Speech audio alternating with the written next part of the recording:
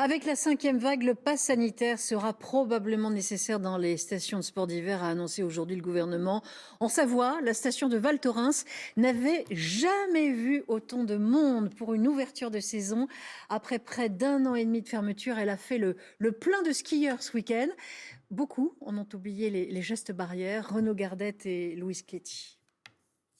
Ça glisse, pas beaucoup de neige encore, mais le plaisir est là, intact, presque comme si de rien n'était. Avec environ 10 000 skieurs par jour sur le domaine, Val Thorens n'avait jamais connu un tel démarrage de saison. Ça fait plaisir depuis 2 ans là. Ça fait du bien? Ça fait du bien, on retrouve les pistes, on retrouve les télésièges, la bonne humeur, donc c'est top. C'est génial, franchement on a trop de chance avec le soleil, c'est cool. La neige est pas trop mauvaise,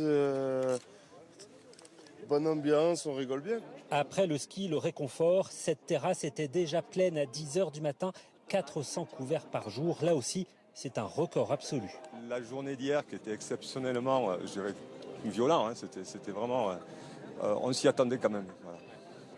Voilà, on sentait un engouement déjà le matin, c'était dans l'air, mais on était prêts. Dans ce magasin de location, une inquiétude, l'absence potentielle de clients étrangers. Ils représentent plus de 60% des skieurs de la station. La gestion se fait donc au jour le jour. Aujourd'hui, on vit, on va dire, mois par mois. On avance un peu plus en retrait, moins sereinement que les autres saisons, mais on nous croise les doigts pour que ça se fasse correctement. Hein. Avec le sourire, même derrière le masque. La station regarde avec inquiétude la situation sanitaire des pays étrangers. Le masque est obligatoire dans les remontées et les files d'attente, mais imposer le pass sanitaire risque ici d'être très complexe.